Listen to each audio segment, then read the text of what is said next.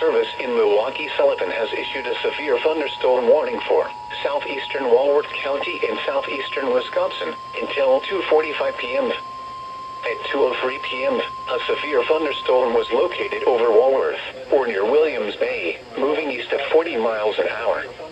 Hazard, 60 miles an hour wind gusts and quarter-size hail. Source, radar indicated. Impact, hail damage to vehicles is expected. Expect wind damage to roofs, siding, and trees.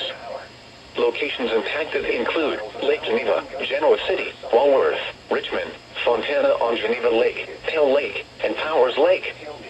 For your protection, move to an interior room on the lowest floor of a building.